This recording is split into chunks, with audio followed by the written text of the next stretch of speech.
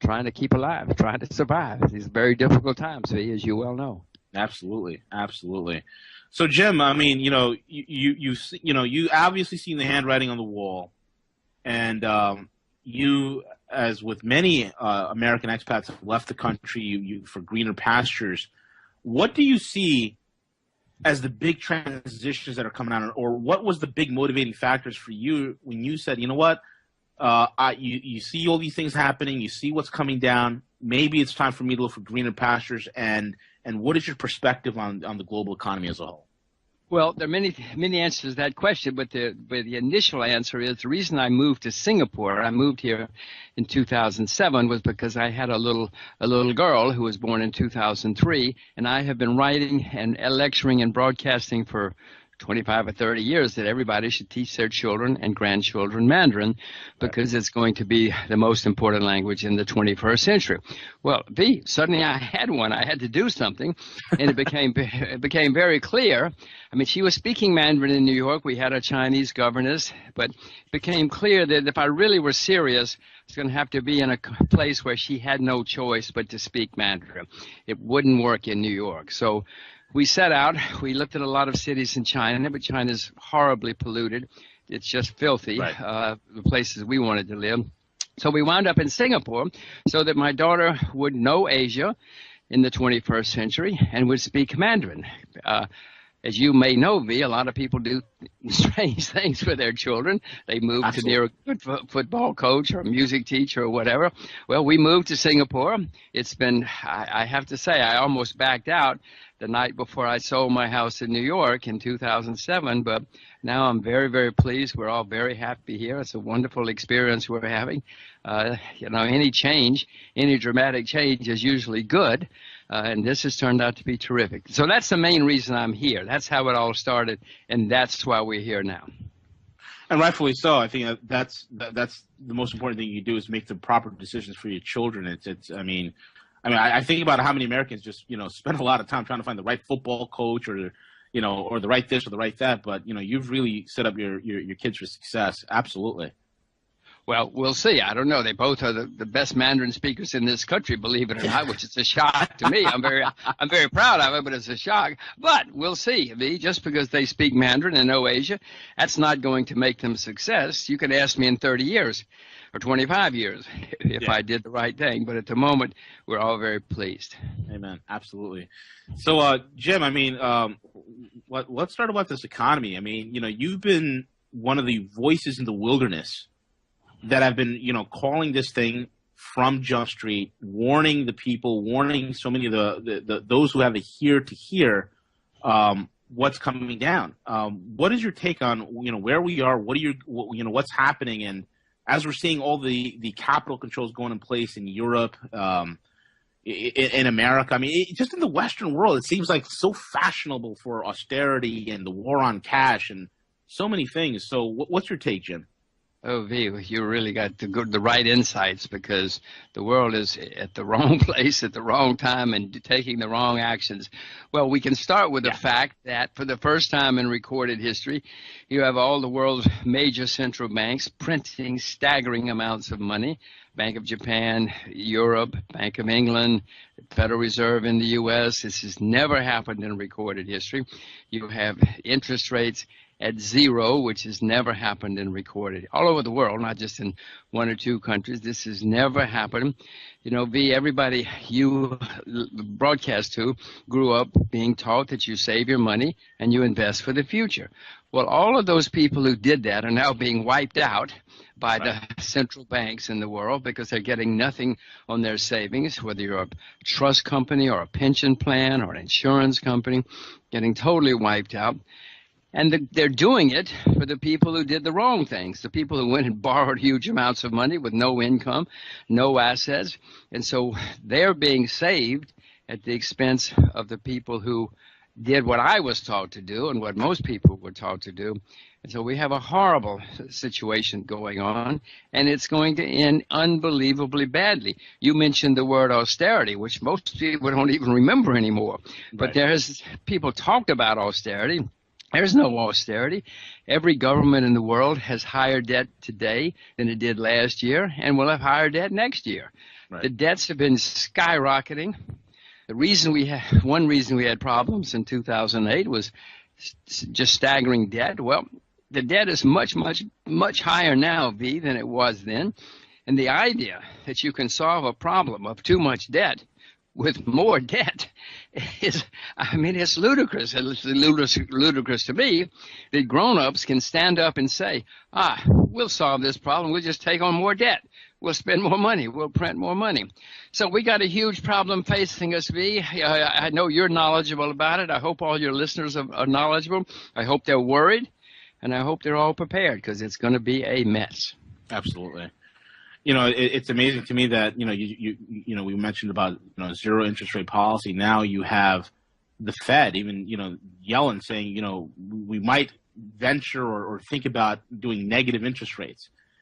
And I almost fell off my chair when I heard that, because it hasn't worked in Europe. It's not working in Japan. And now these boneheads want to try it over here. It's unbelievable. Well, it's more than it's incomprehensible. You're exactly right. It's unbelievable. It's to me. I'm sure that 5 years ago, 35 years ago, this concept of driving interest rates to zero and printing money and running up debt would save the world. And now negative interest rates.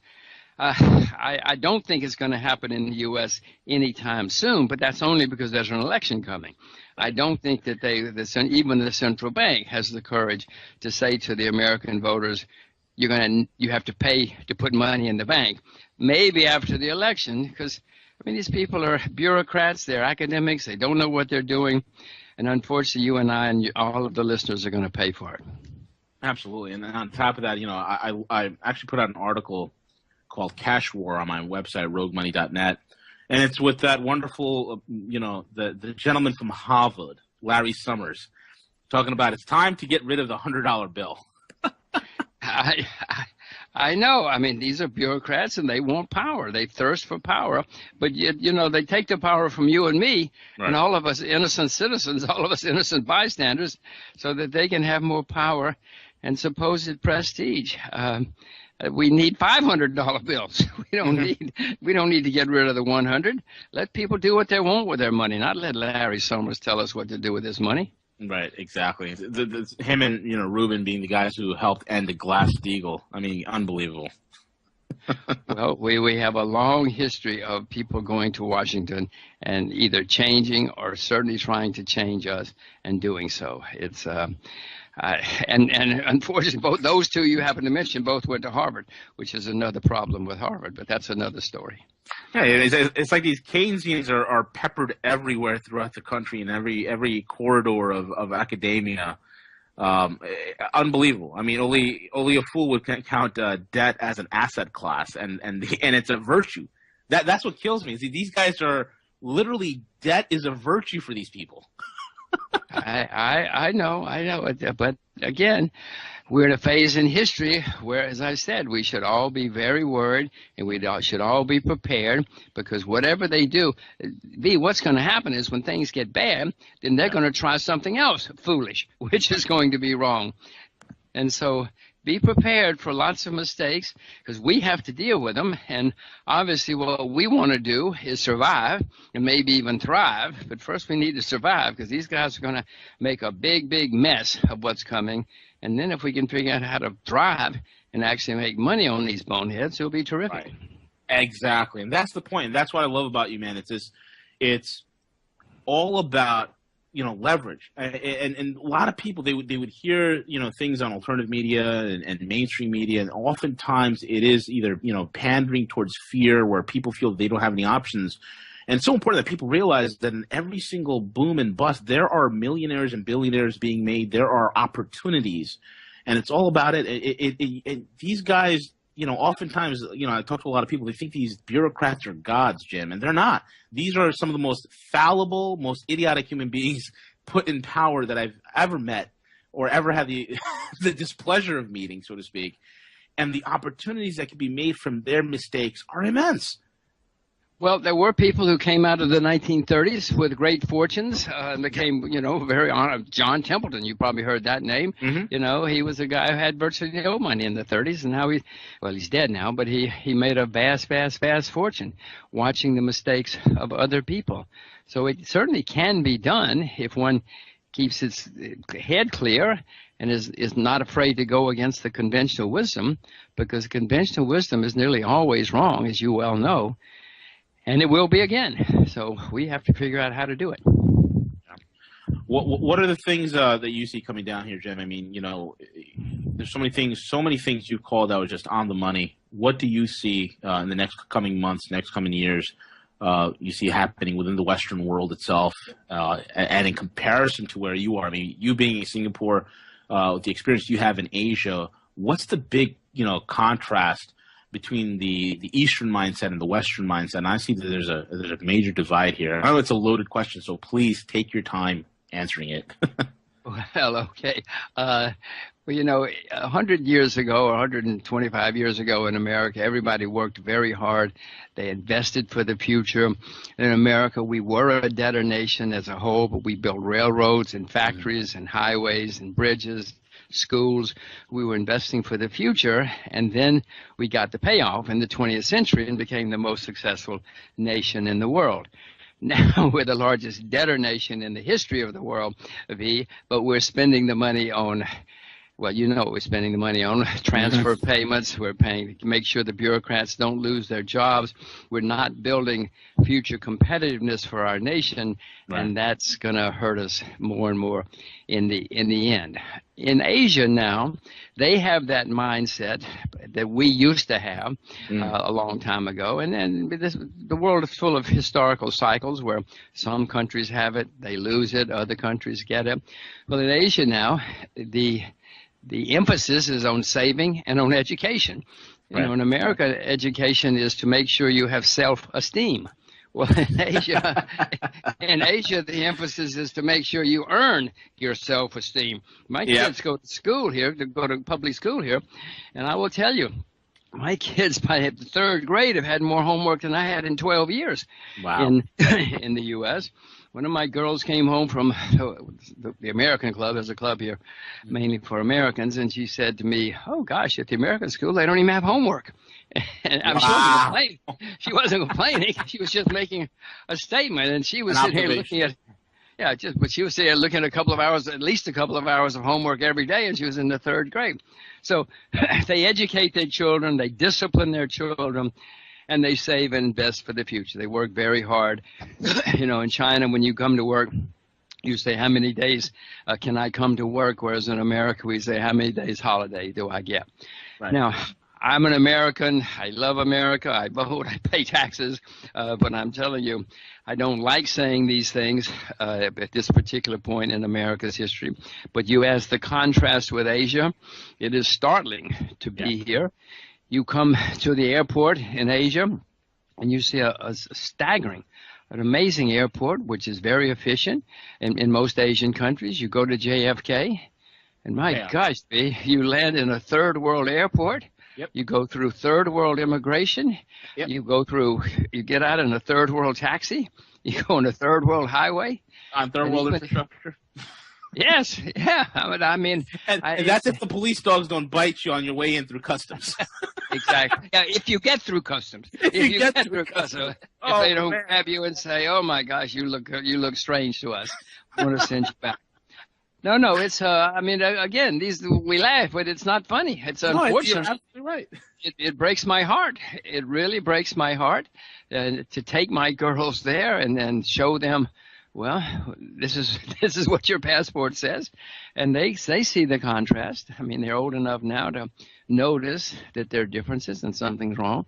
And I certainly notice it too. So you asked the differences. There are big differences. In America, we're running up staggering debts. As I said before, we're the largest debtor nation in the history of the world, and the debts are getting worse and worse and worse. And history shows that no country that has gotten itself into this kind of situation gets out without a crisis, or at least a semi-crisis. Right. And it's coming. It's coming. I'm not happy saying it. I'm not at all happy saying it, but it's going to get worse. Be careful.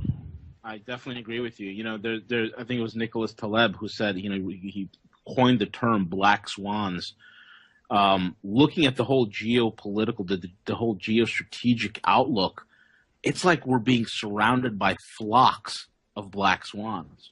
I've never seen the chessboard arrayed in such a way as this, because we have it's not just one thing. It's like multiple things that are all interlinked, where one fuse lit could set off a chain reaction of consecutive events that can cause destruction at an alarming and very fast pace. That's what freaks me out. It's scary. You know, I always say this, Jim. You know, people are like, well, you know, how much more years we have? It doesn't matter how many more years we have. The fact is, we're hanging on by a thread, and the fact that we are hanging on by a thread should provoke you to do something. Well, it's worse than that, because the debts are going so high, and the regulations and controls are going so high that when it hits, I'm afraid it's going to hit, as you point out, quickly. But then the problem is going to be, that the people in Washington are going to say, oh, well, we will save you. But the ways that they come up with to save us are just going to make it worse, because they don't understand the problem. You know, it's amazing that the people who get us into the problem are then going to be the ones who get us out of the problem. They think get us out of the problem, but it will just make it worse and worse and worse. They didn't understand the problem in the first place. It's like in 2008, the same old guys just went around and said, okay, we got to save Goldman Sachs. We got to save Merrill Lynch. We got to save our friends. We got to save Citibank. And so they set out to save them, not caring about the real problem. And now, of course, 8 years later, huge debts, huge money printing.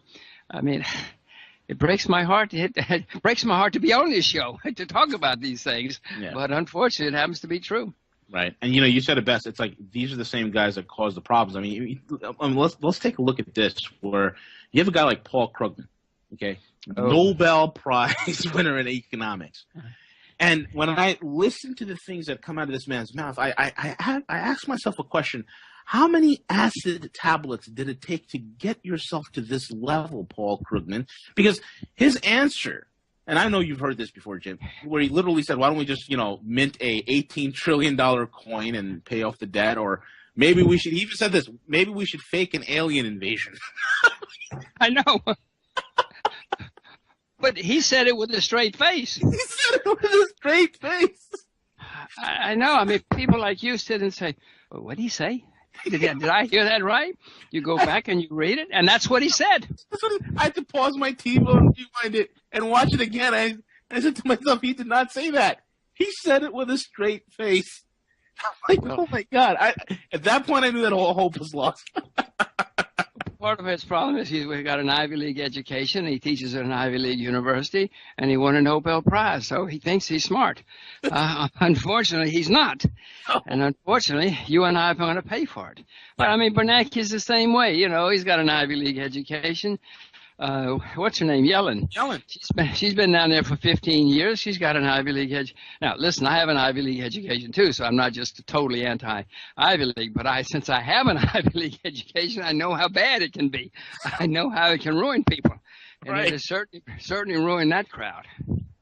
You're absolutely right about that. I mean, you know, I have a colleague of mine who refers to Yellen as the Lyndon Baines Johnson of the financial world. She is someone who's just been in the system for the longest time and just believes whatever fictitious data is put out by the BLS, the Bureau of Lies and Statistics. It's unbelievable. No, I know, but again, it is incomprehensible to you. It is incomprehensible to me. But they think I hope they think they know what they're doing. I hope they're not just complete charlatans. They don't know what they're doing. Unfortunately, people like the New York Times think they do. People like Congress think they know what they're doing. But again, this is the problem that's happening in America. There are some places left. Asia has pockets where people know you have to do things differently. I mean, you talk about the people. I mean, look at Alan Greenspan. Alan Greenspan, who was their predecessor, never really made it in the private sector. That's why he kept getting. He used to be on Wall Street, where he had a company, but it was many people laughed at it. But he did have a company. He got himself a job in Washington 2 or 3 times because he couldn't make it in the real world. Well, he was a man that the press, as soon as he got to Washington, thought, well, he must be a genius. He must be a god. None of them went back to find out who he really was. And so they listened. Every time he opened his mouth, they thought he knew what he was talking about. Every time he opened his mouth, I gagged. But, and he turned out to be hopelessly wrong, as did Mr. Bernanke, as did Mrs. Yellen. Right. But the problem is,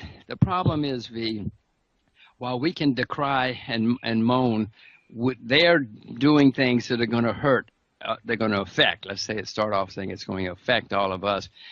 I say it's going to hurt us. We have to first of all be knowledgeable about what's going on. We just can't sit here and say, "Oh my gosh!" But then we got to be prepared. We got to do something. If you look out the window and see a tornado coming, you can say, "Oh my gosh, there's a tornado coming," blah blah blah. But you got to do something, or you're not going to survive. So I know you're helping people figure out how to prepare for all of this and survive all of this. And let's hope we do. Let's hope that 15 years from now, 10 years from now, we're all looking back and saying, well, we survived, we made it, the world has survived, which may not happen, but let's hope it does survive. Right. And so keep up the good work and try to make people understand that this is not an entertainment show. This is real world. Yeah, absolutely. And there's nothing conspiratorial about what we're saying, and what we're talking about here tonight is people need to understand these are things that if anybody would just take 5 minutes to use this wonderful invention called Google, you could figure out very quickly that what we're talking about is actually verifiable truth. And it's amazing to me. There was a meme that I was reading today on one of these sites. It came across my desk. It said that it's incredible that in such an age of information, that we literally have a deluge of information, that we have so many ignorant people. And it's unbelievable. At this point, in this juncture, ignorance is a choice. Well, yes, V, but we have a lot of information, but judgment. Yeah. Judgment is the problem. If 100 people go into the same room in Washington, D.C., for instance, and listen to the Federal Reserve or Janet Yellen, only 95 of them are going to come out of there. 95 of them are going to come out not knowing what's happening. Only 5 or 6 are going to come out of there with good judgment and say, oh my gosh, you know what this means? Yeah. Now we've got to do something, because unfortunately, judgment is still in short supply. We all have massive amounts of information, instant information. Judge, if you can figure out a pill for judgment, boy, you'll save the world and you'll get very rich. Unfortunately, judgment's hard to find these days. It's always been hard to find, but especially these days. And part of the problem is we all have so much information, we think we know what we're doing. Right. And historically, one of the greatest developers or teachers of judgment or development of discernment has always been suffering. Suffering always increases some judgment and discernment on you. And I think sad to say, we've had it so good for so long. We've become very, almost like very decadent and very laissez-faire in how we process information and what we really truly care about. And you're right. If there's a way to get rid of a lot of people say cognitive dissonance, if there's a way to get rid of that, Jim, and we get people to think it'll be, oh my God, it'll be a whole new world at this point. Well, I hope you can keep trying. I hope that you keep it up, because there are not many voices in the wilderness, unfortunately. But keep up the good work, and maybe some of us will survive, and then maybe on the other side we can start over with a better process. Absolutely. Better situation. Absolutely. But it's not going to be easy, because, as I said before, America's got the largest debts in the history of the world, and the debts are going higher and higher and higher, and nobody in Washington seems to be aware of it or care. Mm-hmm. And Janet Yellen says, they all say, pile on more debt and everything will be okay.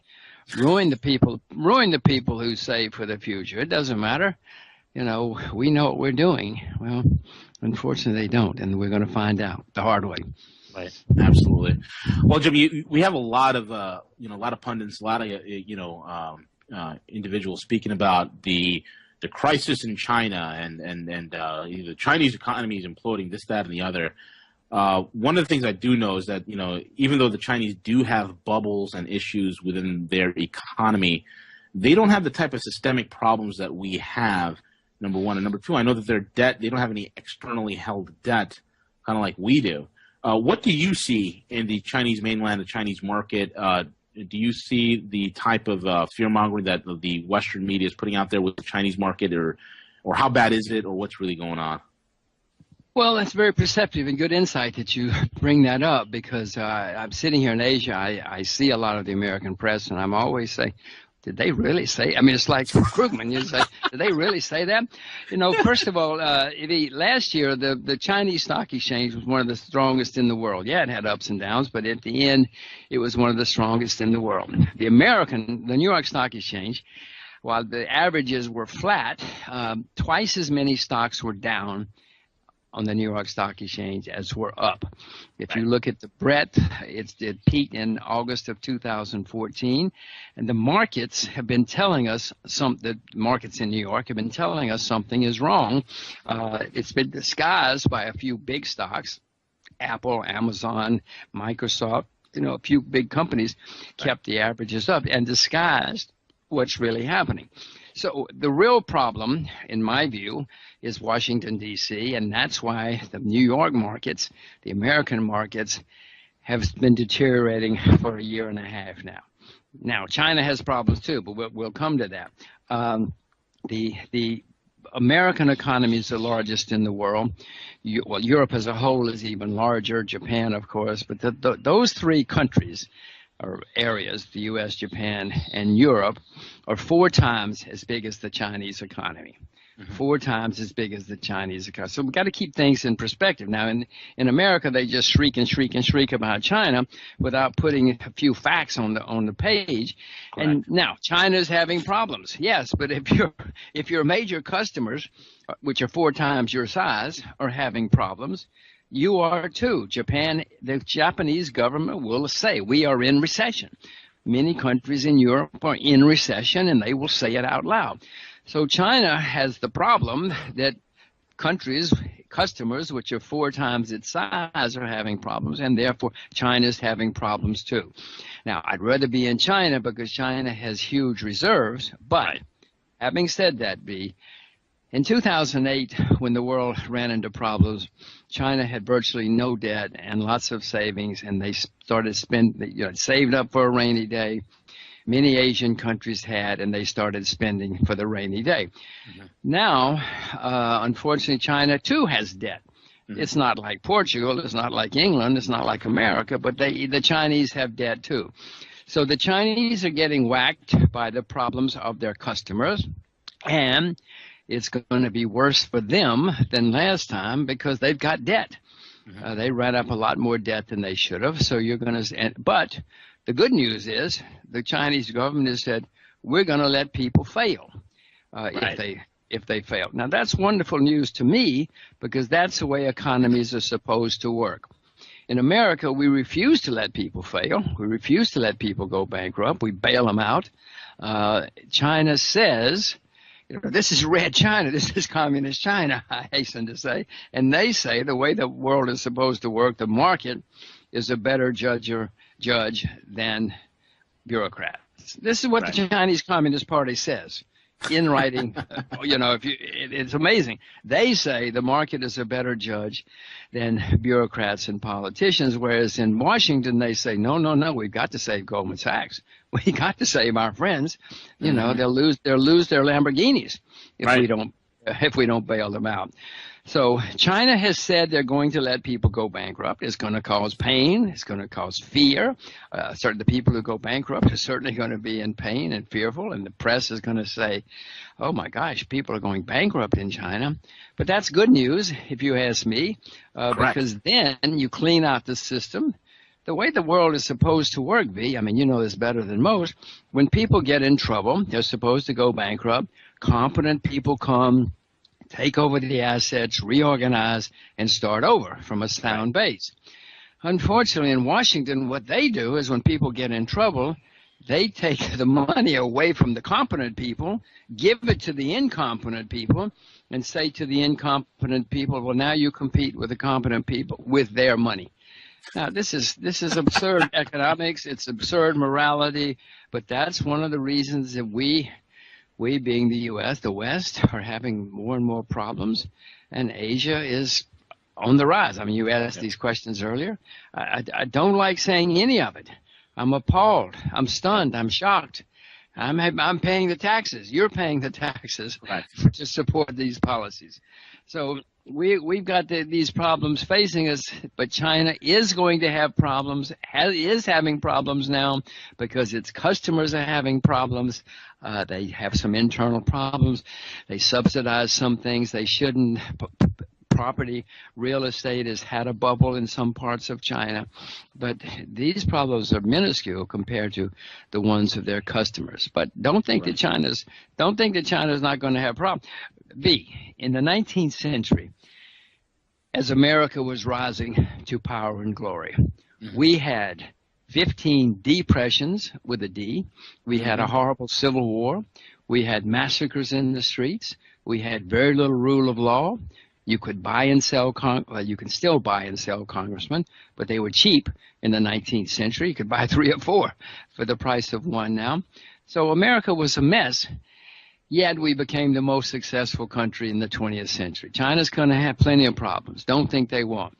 But again, in my view, I'd rather be in China in the 21st century with my investments than the U.S. I agree with that. I absolutely agree with that. It's amazing. I think it was back in the 80s. I just don't remember who it was, but it was a gentleman from the Soviet Union at that time who penned a book. And in that book, he says, as time moves and marches forward, we're going to see Russia and China become more free, and the United States become more enslaved. And then he said something so poignant. He said that the American will go into his slavery beating his chest and yelling to the world how free he is, and the world would look on and just snicker. I was blown away. And now to actually see this happen in my eyes, where it is easier for me to go to Moscow and open a business. It is easier for me to do business in China. It's easier for me to do business pretty much anywhere in the world, rather than the United States. And when I look at the democracy index, that we're like number 43. I think we're slightly above Romania, Jim. we're slightly above Romania. And like what you said, I mean, these are things we kind of laugh about, but we laugh in pain. Well, yes, I'm shocked. I'm shocked to hear about that book. I mean, whoever he was, I'd like to find what he's saying now, because he certainly got that right. It is amazing to see the difference. Many of the things that you and I grew up with, like the right to privacy, or that they had to have a search warrant to break down your door. They don't have to do that anymore. They just break down your door. I mean, many of these things that you and I grew up with, the freedom of speech is now being curtailed everywhere, freedom of religion. I mean, all of these things that you and I learned in school or from our parents or grandparents, I mean, it's astonishing how they're being corroded. And yet, and I know many people who'd rather go to Asia or even Russia to do business than in the U.S. Not that there are not problems everywhere, including Russia and including Asia, but no, it's very, very painful for someone who, like me, who grew up believing everything that I was told, only to find out, oh my gosh, wait a minute. These guys have been watching the wrong TV shows. Exactly. And speaking of which, I mean, being from New York, when I heard that Supreme Court Justice Antonin Scalia just dropped dead, first my initial thoughts were, okay, all right, he probably had some health issues and he passed. And then when I heard that they found him with a pillow over his head, I said, wait a minute, people don't have heart attacks with pillows on top of on their faces. It just doesn't happen. And then there was and I found it very suspicious that no autopsy was ordered.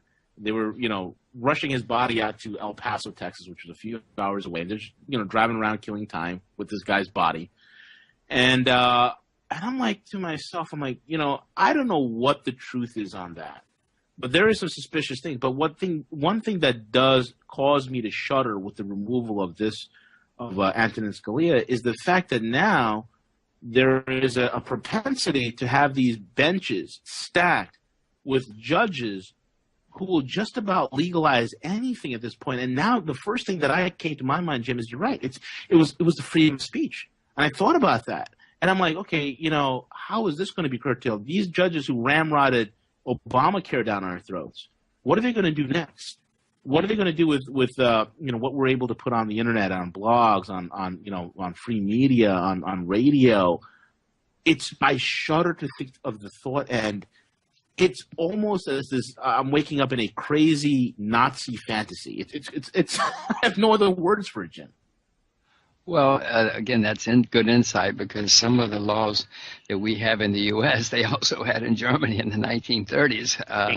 I'm not suggesting that we're a Nazi country or anything, right. But these are facts, whether we like it or not. And unfortunately, it's happening. I don't know what happened to Justice Scalia any more than you do. Right. But I did read, I thought I read that he had been cremated almost instantly, which, of course, I don't think I read that it's not his wishes to be cremated, but he was without an autopsy. Yeah, correct. And that's the other thing that I'm glad you brought that up, because it's the guy is a hardcore strict Catholic. Like, he goes to Latin mass, but the last thing he wants to do is be cremated. It's not what they do. Again, I wasn't there. I have no idea. I only know what I read in the press, and as you and I both know, the press can be, even the internet press can be strange at times. Absolutely. So, but one must be careful. Right, and at the end of the day, it's not the death we should be concerned about. It's about who's going to replace him and what laws they're going to enact. That's the bigger concern. I mean, we could, chase all sorts of boogeymen and whatnot and waste our time with it, but we really need to focus on, okay, who is going to replace this guy and what other freedoms are we going to lose because of this? That's the bigger issue. Jim, really quick, man. We got about 2 minutes before the end of this break, and I guess you can continue this on the other side of it. Is what do you see going on in terms of the currencies markets? I see the dollar strengthening. There are people saying that the Chinese are going to devalue again. Why do you think the dollar is just artificially propped up, and why is it so ridiculously high when there's so much tumult globally? Well, that's why, because there's so much tumult, and in times of turmoil, people look for a safe haven. Now, they think the U.S. dollar is a safe haven, but compared to the yen or the euro or the Russian ruble or whatever you want to pick, it is a safe haven. At least it has been historically, which is why I own them. And during turmoil, people race to a safe haven. I suspect it's going to get very overpriced and may even turn into a bubble before it's over. It doesn't mean it won't go down for a while first, because it's been so strong. But the world, it's part of this turmoil, which you and I have been discussing, and the problems the world faces. What do you do in times like this? And the immediate reaction from many people is, the U.S. dollar. And that's why I really appreciate that. Well, thank you. It's funny you say that. My daughter just said I'm supposed to take her to dance. And I said, no, I have to be on the radio with P. And she frowned. But here I am. Don't worry. We found another way for her to get to her dance lesson. All right, good. Because I don't want to keep her from that. God bless. That's awesome. But so, Jim, before the break cut in, you were talking about the dollar. And you're talking about how historically it's always been a safe haven where people were running to. And you mentioned that you could possibly see this going into a bubble, which is pretty interesting, because one of the things I've always believed is that the dollar, before this whole thing is said and done, that the dollar will go higher before the whole thing pops. And one of the things that I coined, it was a terminology that I coined, I called it monetary hypoxia. That this thing will just go higher and higher and higher until it eventually runs out of oxygen, and in this sense, liquidity, and the whole thing just goes pop. But so that's where we left off. So if you want to continue to talk about that and where you see this thing's going, go ahead. I happen to share that view. At the moment, speaking in March of 2016, there are a lot of bulls on the dollar, which usually means the correction is coming. You know, when you have too many bulls on anything, I've learned, V, and I'm sure you have too, that when everybody's on one side of the boat, you better go to the other side of the boat for a while. So, and right now everybody is. Most people are bullish on the dollar, so it worries me that a correction may become, which is fine. I mean, corrections are always good. It clears the air, and it means things can go higher eventually. So I own a lot of dollars. It's my largest currency position, and mainly for the reasons you just said. I just hope that not everybody else agrees with us, V, because if they do, then we'll have a correction. Correct. But I'm prepared for the correction. I hope I can live through the correction. I expect it to come. One of my other larger, not nearly as large, but is that I own the Japanese yen, and I own it because there were so many bears on the yen, and it's correcting. So even if it's going up, I mean, so even if the U.S. dollar does go down for a while, some of my other assets may help me. Right. Absolutely. Well, what now? Jim, we see a lot of things happening globally, and I remember back in 2012, I actually, I put an article, and I actually was on a radio program out of I think Canada or so, and this was I reported upon Russia's purchase at that time with Morgan Stanley. They purchased They didn't buy Morgan Stanley. They purchased Morgan Stanley's energy sector. It's it's Platts desk. And, when that purchase was done, it wasn't fully reported as to the total amount of, the cost of that purchase. They never disclosed that. But one thing I did know, because being in commodities, I have a commodities background, I said to myself, holy crap, they just bought the second biggest player in petroleum for a lot of like, for instance, I mean, at that time you're an airline, you were Delta, you were United, the American Airlines, whatever the heck you were, you had a contract with either Vital or Morgan Stanley for jet fuel. Morgan Stanley's Platts desk was integral in pricing oil. They were integral, and they ran, they had offices in New York, in London, and Singapore, and they also owned through a subsidiary various oil tankers. So that was a big major deal. And I saw that happen. I said, okay, the Russians are definitely going to try and do something here. Will they possibly try to create a counter to the petrodollar? And then here comes November 2015, and all of a sudden they just launched a new pricing model where petroleum is priced in rubles, and as well as they're fiddling around with whether to do it in the yuan or whatnot.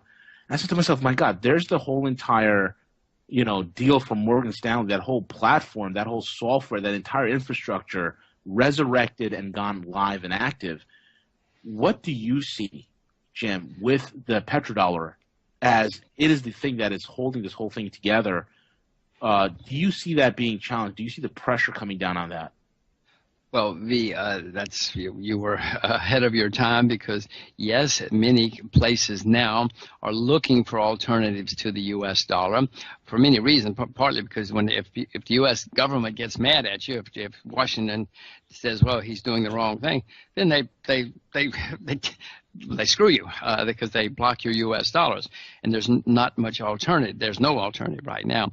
So many people, many countries are starting to say, wait a minute, this is not right. We've got to do something. We've got to have an alternative to if some bureaucrat in Washington gets angry or gets upset. So you see China, Brazil, Russia, various countries trying to now set up competing organizations, institutions, and competing currency. The Iranians now, not that they're our friends, well, they're becoming our friends, but apparently, but they now will only take euros for their money, for their oil. It's kind of like what Saddam did. Yeah, well, yeah, exactly. But the Iranians got a treaty with us first, so right. We didn't haven't assassinated them yet in any way. So it's having the Chinese, as you know, and many other countries are now setting up alternatives to the World Bank and the IMF. And my goodness, we certainly need alternatives to those corroded institutions. They're mind-bogglingly bad. So you're seeing changes, huge geopolitical, economic changes taking place in the world.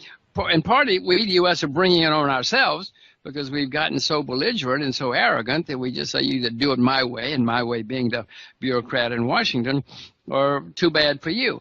So it's happening. There are alternatives. You said the Russians are pricing in your rubles now. I actually own some rubles at the moment, not many, but a few.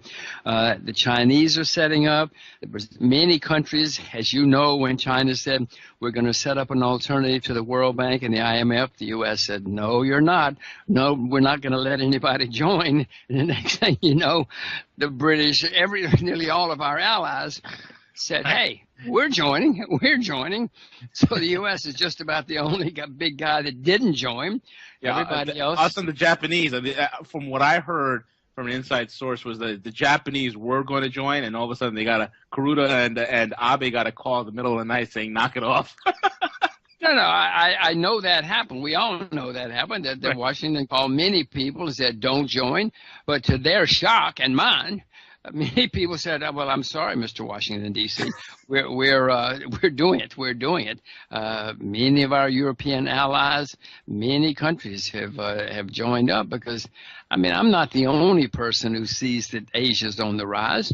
Many people see that. And the reality is that you cannot just stay with one monopoly provider for anything, especially if that monopoly provider is becoming corroded and in some cases even corrupt.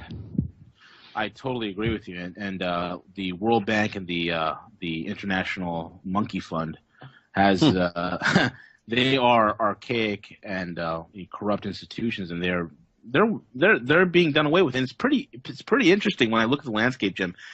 I see those Western institutions corroding and going away, and with it, its controls, its mechanisms. I mean, let's look at it this way: the IMF, for all intents and purposes, is an unfunded white elephant. It's an empty office. I mean, the Chinese have been, being the main funders of it for the last 2 years. Washington has done nothing with it. So I'm looking at these derelict, neglected institutions that have, once been the vaunted, power centers for a lot of Washington's foreign policies, economic policies, and things of that sort. And I'm seeing that whole entire change with the AIIB and the new development bank, formerly known as the BRICS Bank. It's amazing. And then I look at also what's going on with Brent and WTI. I remember when WTI, the West Texas Intermediary, was the benchmark, and that's like dying away. And now it's Brent, and then you look at Brent's dying away because every single one of those, North Atlantic, North Sea oil reserves, they're all running dry. And yep. And when I looked at that, and then I looked at what happened at that last OPEC meeting in Vienna, I almost fell out of my chair when I had one of the energy ministers from the United Arab Emirates come forward and say, well, we're not going to act as a cartel anymore.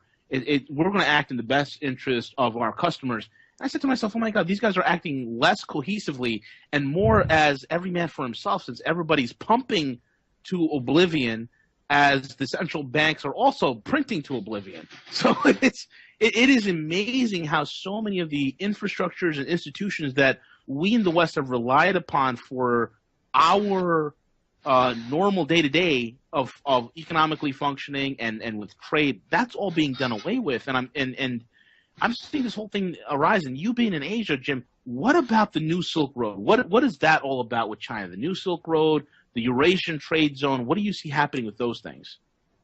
Well, first of all, your insights before were good because we are in a very, very historic period now.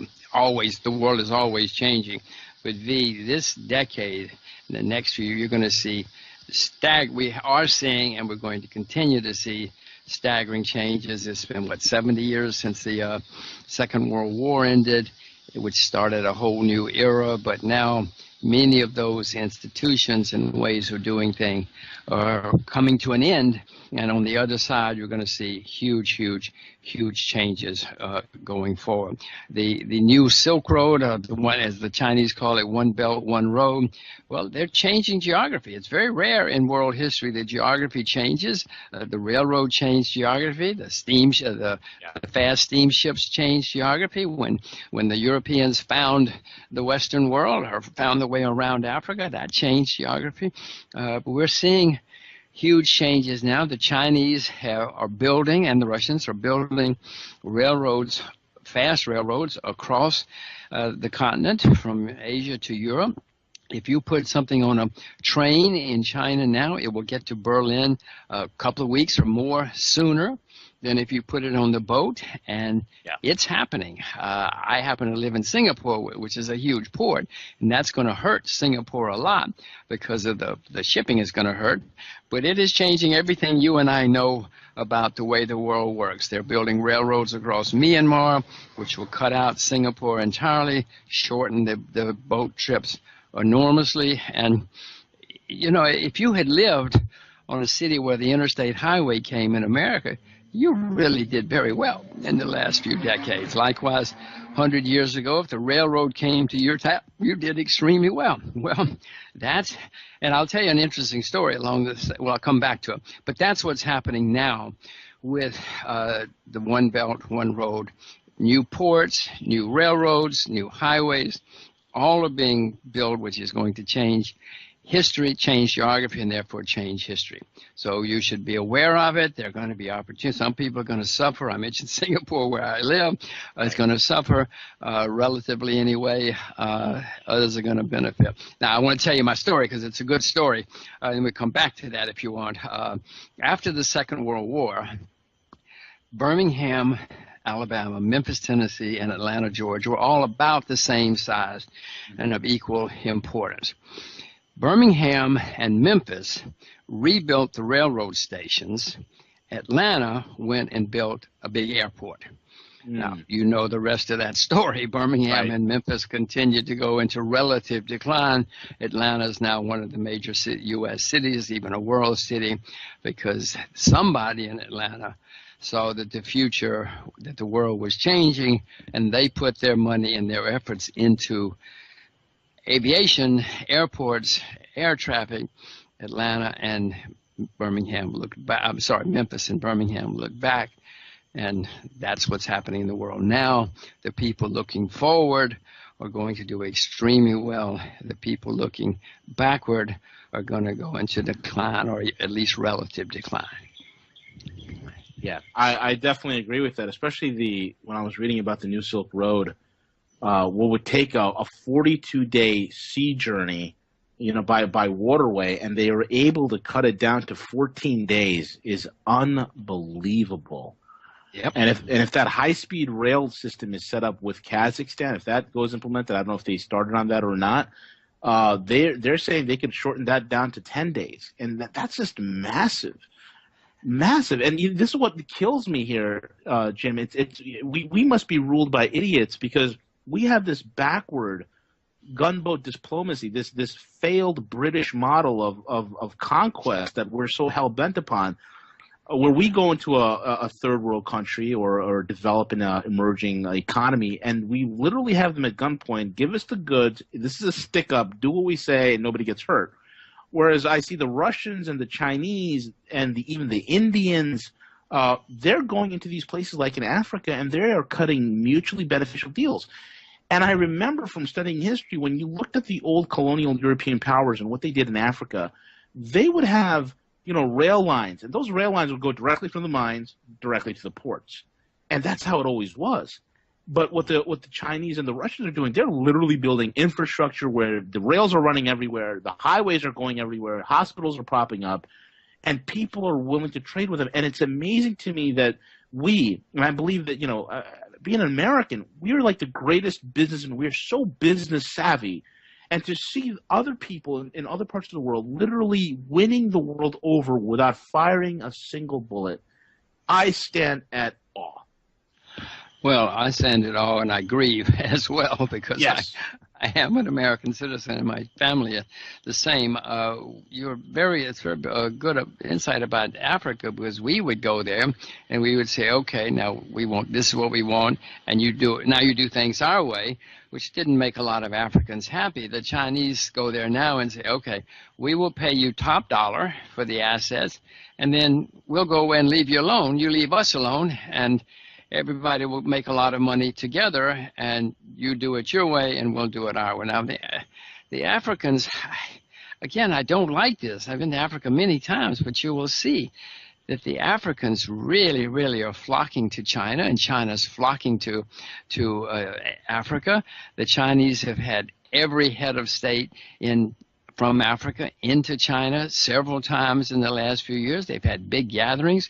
The Chinese leadership have been to all the African countries. I think even Obama's only been to one or two. Virtually no American presidents have been to Africa in the past many decades, and the Chinese are everywhere. And people wonder why someday, we're going to wake up and Washington's going to start screaming about who lost Africa. You lost Africa, Washington, D.C. You neglected them. You bossed them around. You were arrogant, and the Chinese went there and did what good capitalists do. They paid top dollar, and they're running top businesses and building top infrastructure. We, Washington, D.C., lost Africa, and it's another thing we're all going to grieve about in a few years, not decades, years. I'm grieving about it now because I love Africa so much and have been there so many times and seeing it happen. I totally agree, and it's amazing. I mean, the first thing we do in Africa. The first real major American presence. It's not an infrastructure project. It's not a trade agreement. It's not an economic project. It's not even a humanitarian project. The first major thing that the United States did in Africa is AFRICOM. It was a military venture. Yep. Unbelievable. And I say to myself, the amount of money that is wasted on defense, it's ridiculous. And, one of the things I've noticed, Jim, is, back in the days, these bureaucrats start these bridges to nowhere. Mm-hmm. And I look at how over-budgeted and overspent the defense industry is, and now I think we really have defense projects to nowhere. I mean, whereas you would have a bridge project, which would be maybe, $10 million, a couple of million, $100 million on infrastructure. Now you have weapon systems like, case in point, the flying lemon known as the F-35. It's a fat pig that can't fly, it can't turn, it can't shoot, it can't save it, it can't even get out of its own way to save its own life.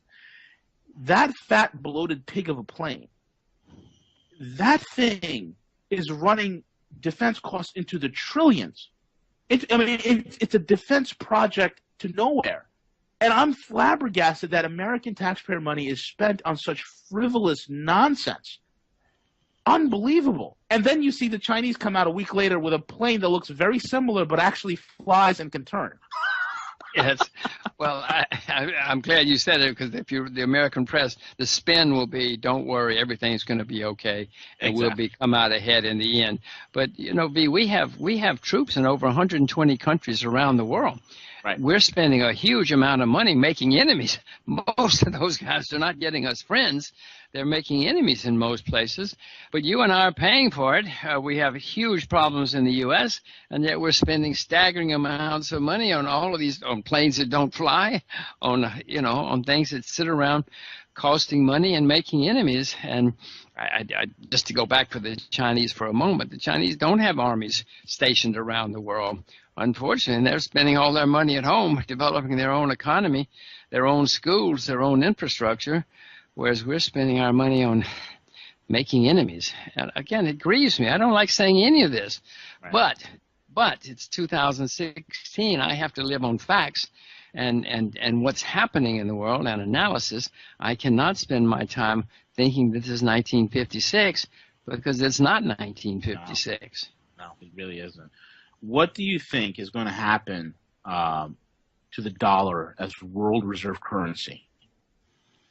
Well, there are people already trying. There's no alternative right now, but there are people looking to develop alternatives. The BRICS banks, as you mentioned before, they are trying to come up with ways, alternatives, and competing currencies or payments. Part of this problem is the payment system. The payment, everything has to go through in U.S. dollars, has to go through New York or through the U.S. to clear dollars. If you're doing something in dollars, it has to go through the U.S. and the U.S. controls the system, and therefore the U.S. bureaucrats can say, too bad, we don't like you. We're going to block it.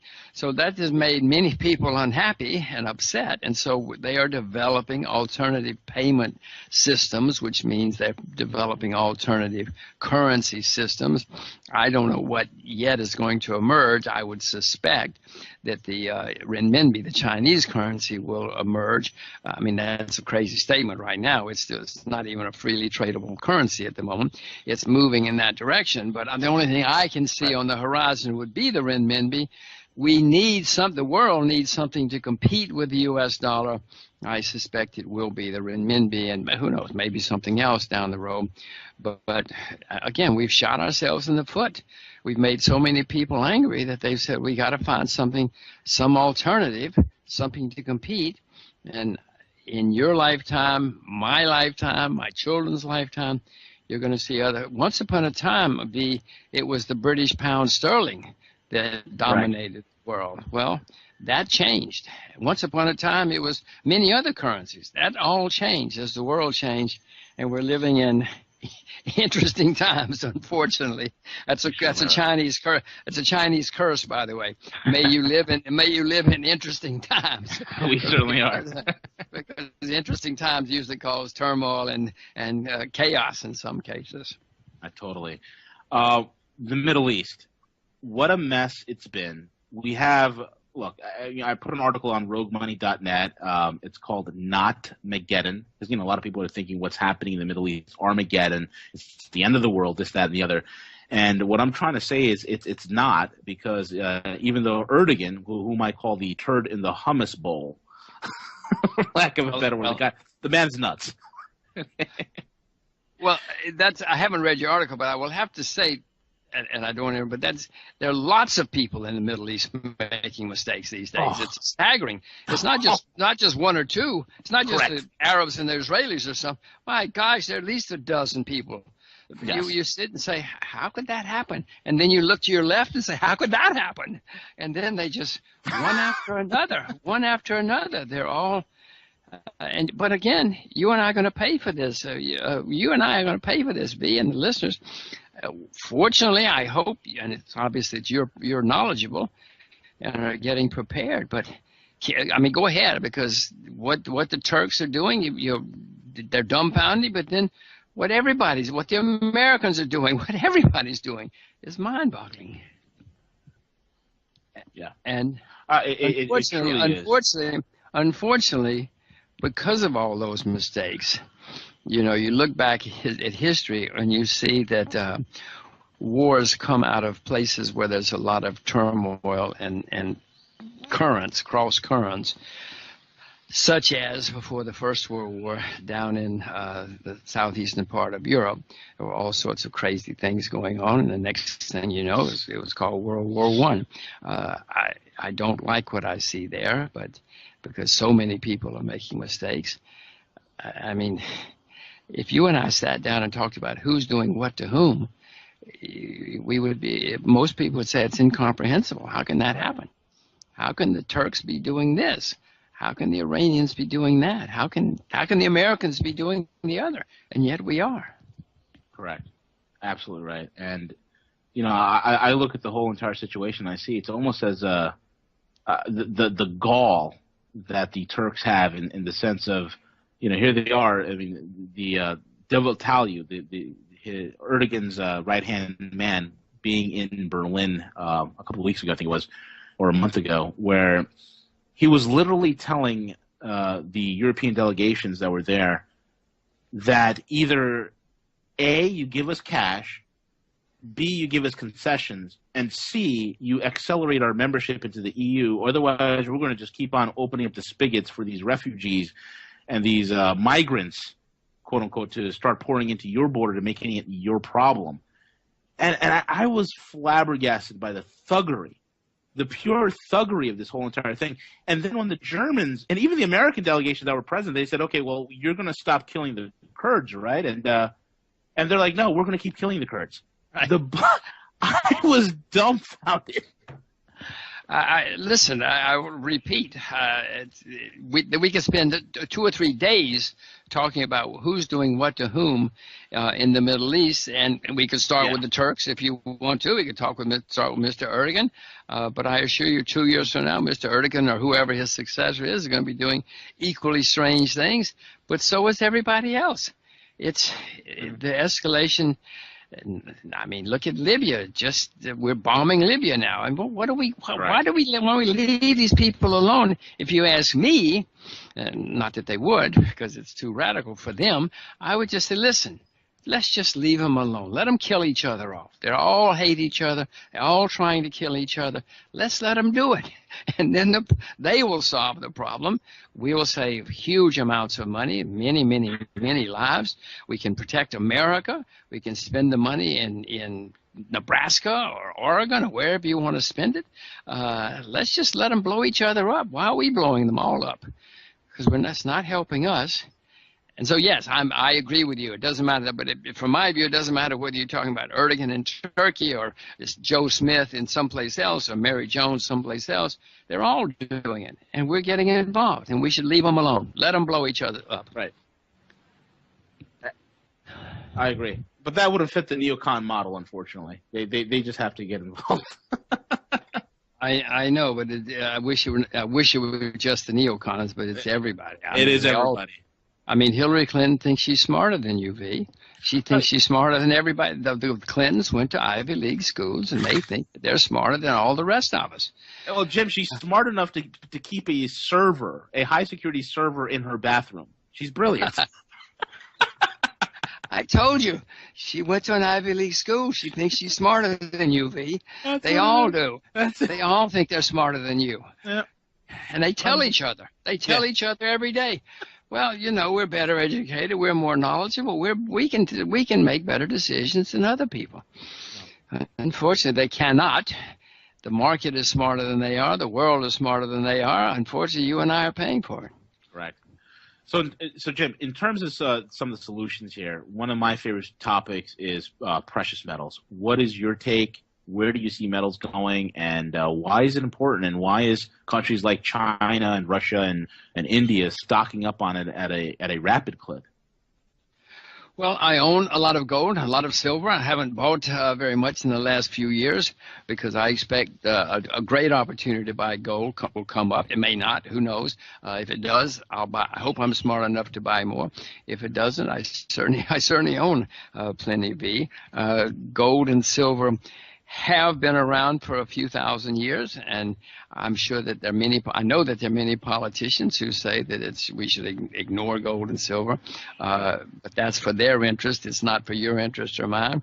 Fortunately, I would like to go along with, the great unwashed, all of us who are so dumb that we don't know that gold is barbaric and should be abolished, and I own it, and if it goes down a lot, I'm going to buy a lot more because my view of the world is there is turmoil coming. The way I actually think it's going to happen is the dollar is going to go higher, as you and I discussed. Yep. That may put more pressure on gold and silver. If so, when the time comes to sell my dollars, if it works that way, then gold and silver will be down, and I can swap my dollars for more gold and silver, or who knows, it may be the renminbi or something else. But that's how I see the world evolving. I own it. I mainly own coins because if you own bullion, it's hard to go into the grocery store and say, hey, I need 3 loaves of bread, because the guy can't. First of all, he doesn't know. First, he doesn't know if your bullion is real or not, and second of all, he can't make change. So here's my 400-ounce good delivery bar. Exactly. Guaranteed by various and sundry people. Well, he's going to look at you and say, "Well, thank you, I'll take that."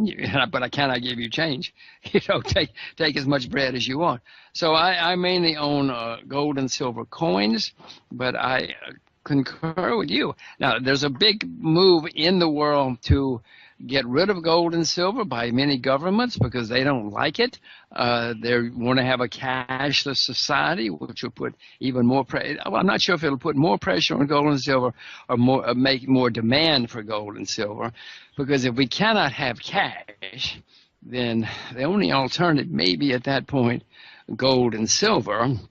But You know these guys. They're going to do things like make it illegal to do business in gold and silver. Right. They make it illegal to take gold and silver across borders. They're after us.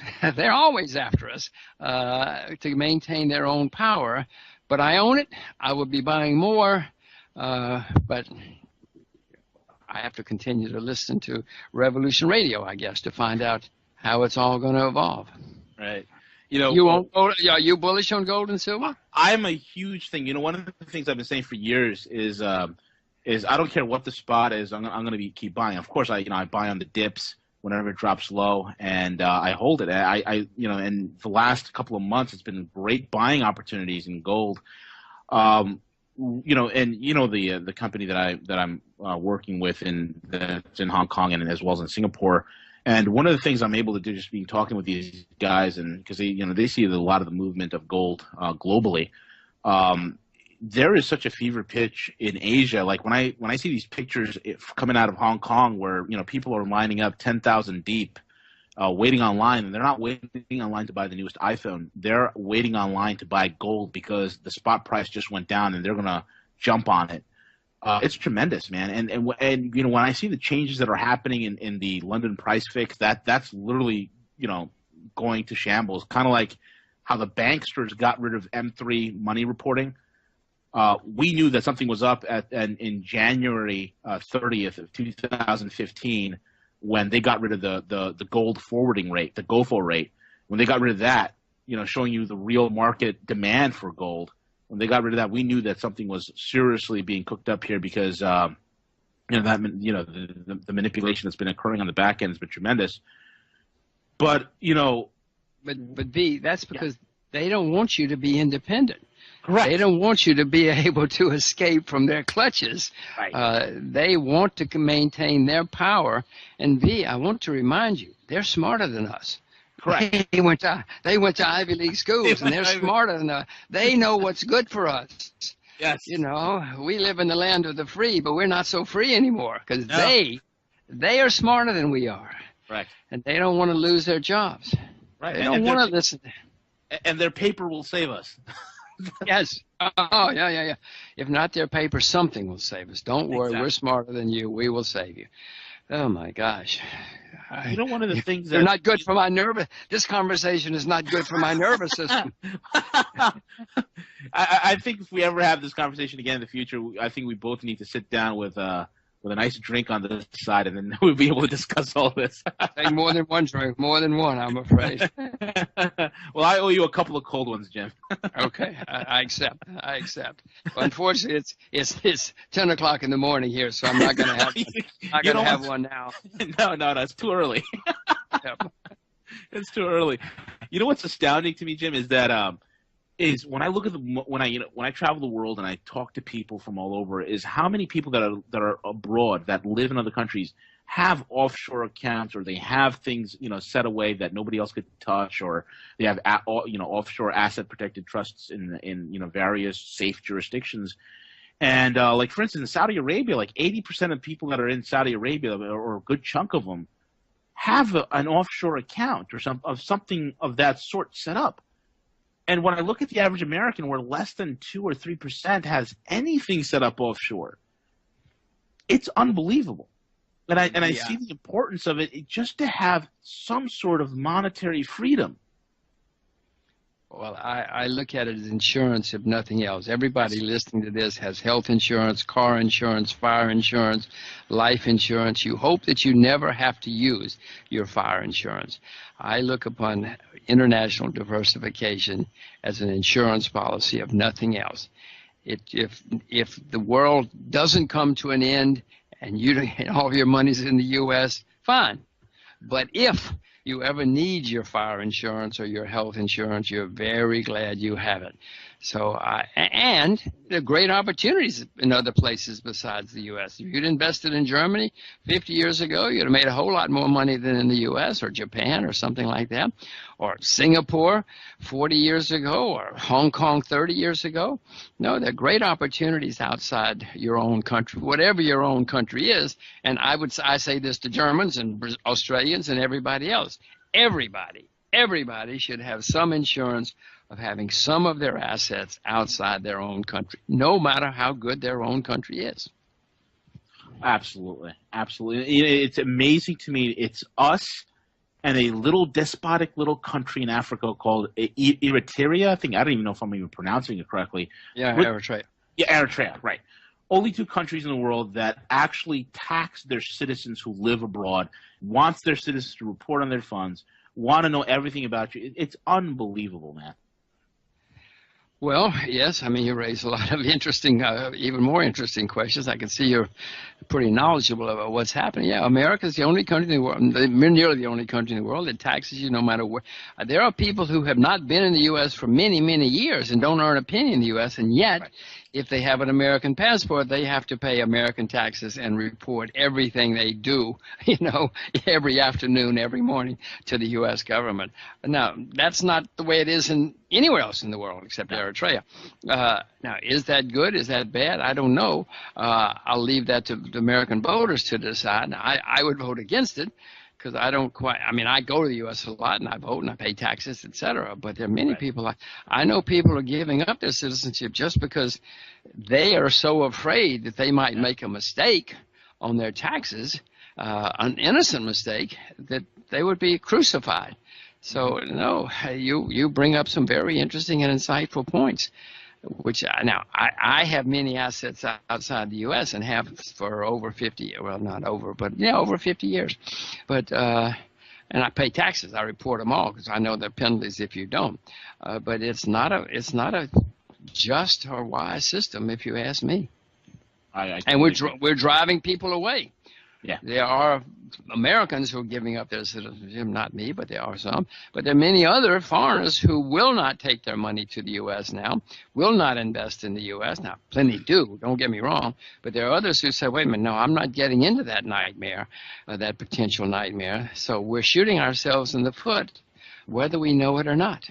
Yeah, I wholeheartedly agree. And it's almost as if we are we're in a nationwide brain drain, a nationwide talent drain. It seems like our best and our brightest are seeking other pastures in order for them to go forth and make their investments and their riches and create wealth for them and security for themselves. It kind of reminds me of back in the 80s when you had, a colleague of mine always reminded me of this, where Washington State was in such an upheaval economically that, they were in massive layoffs. Boeing looked like it was about to go under.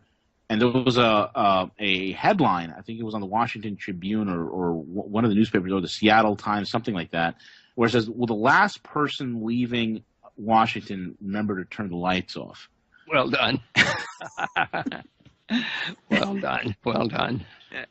And I feel it's literally I'm living the novel Atlas Shrugged. Literally. Yes. Well, unfortunately, you happen to be correct. Yeah. That we're not doing good things in America. I mean, I hate saying all of this, V. Yeah, so do because I am an American citizen, voter, etc. Some of my happiest times have been in the U.S. Fortunately, I've had very, very happy times outside the U.S. too. Mm-hmm. I do know there's another way to do things. But most Americans don't have much international exposure or experience.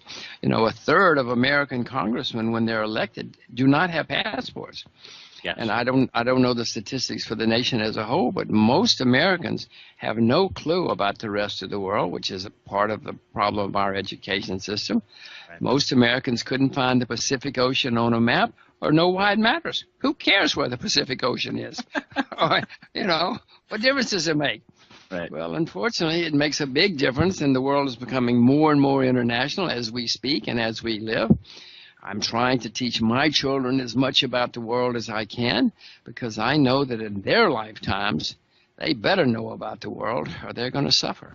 Yeah, absolutely right. And I think there was a statistic I read somewhere that the only other people that are less traveled than Americans are North Koreans. And I don't know exactly where the cross-section of the demographics where they got that from, but I kind of can see that. I mean, apart from your, coastal cities or your main hub cities like in New York, Los Angeles, Chicago, things of that sort, where you have people that do travel abroad. There's a good mixture of demographics there.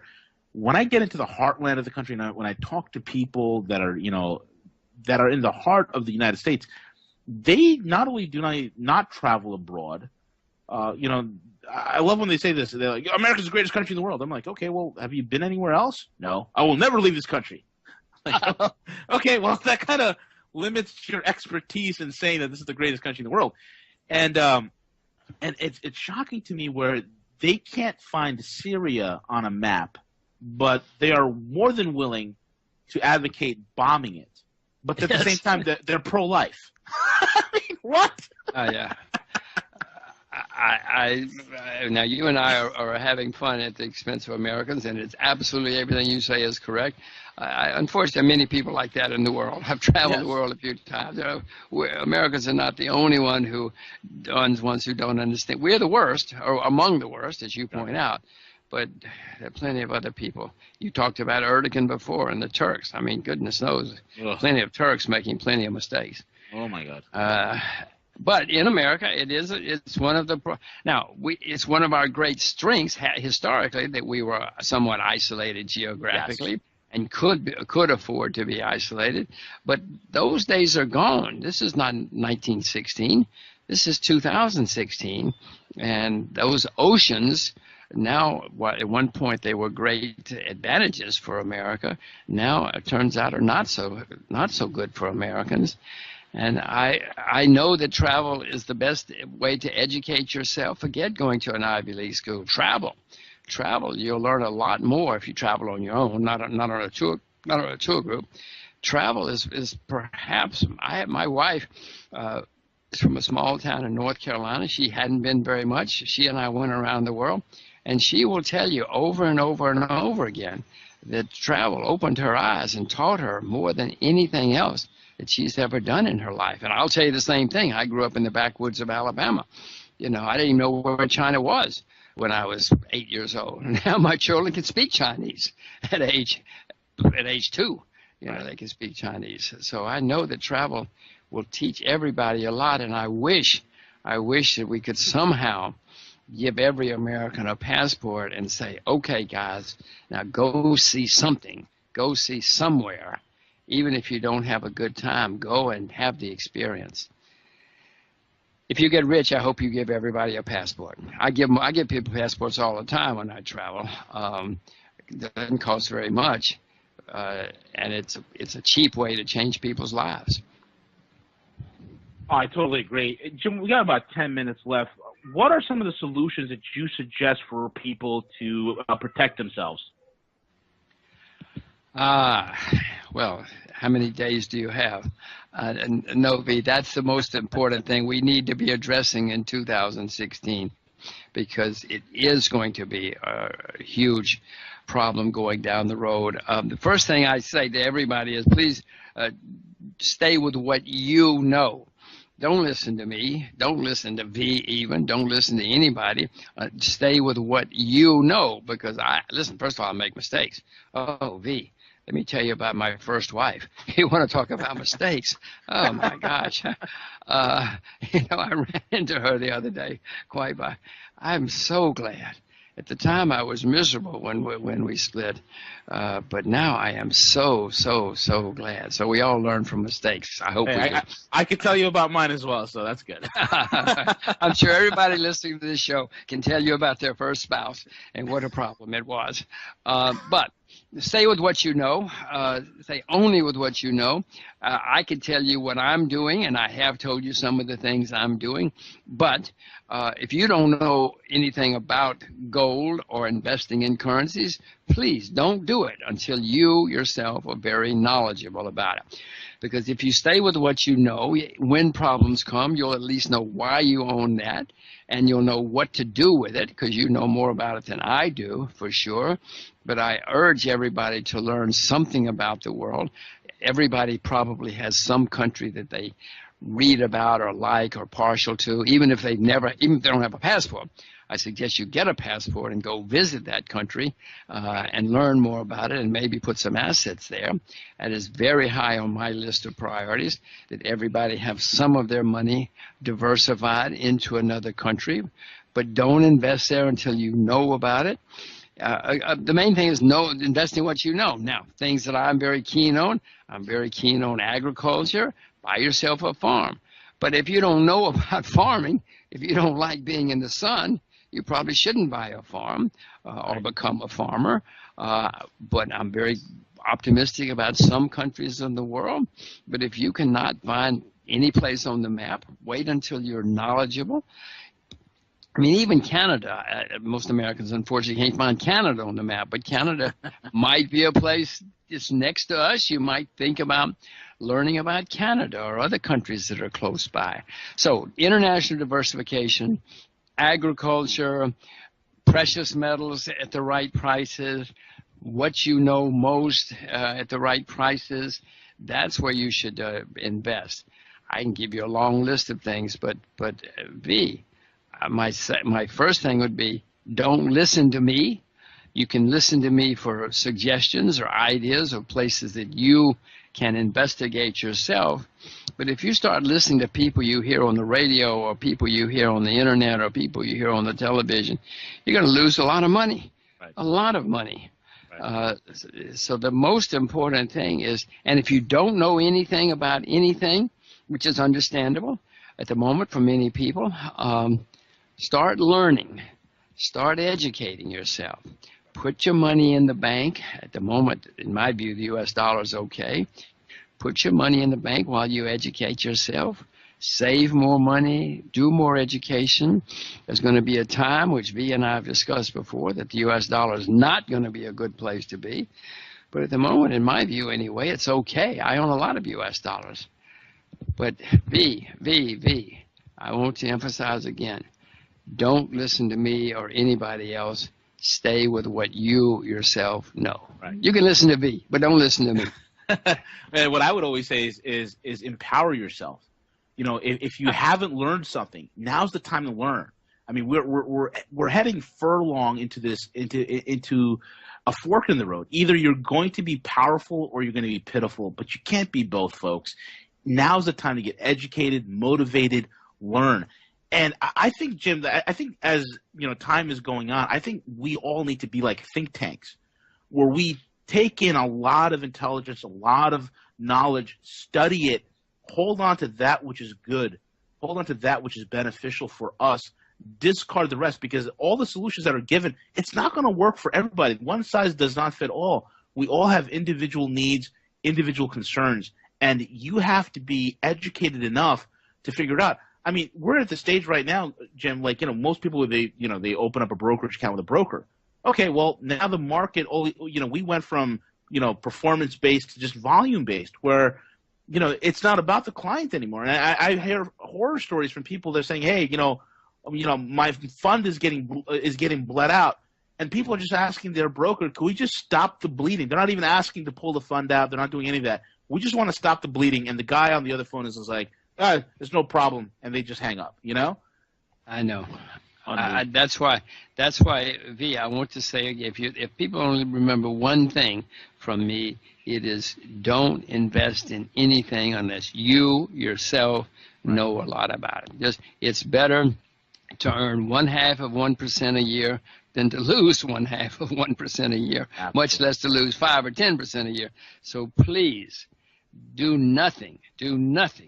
Don't even listen to V unless you yourself know a lot about what you're doing. Maybe I shouldn't say don't listen to V. No, do your own homework. That's the most important thing. That's how we empower people. Don't take our word for it. Do your own homework, but just use this as reference material. That's all it is. Just reference us and find out if what we're saying is legit, if it's true, and then do your own work. Put your back into it and learn.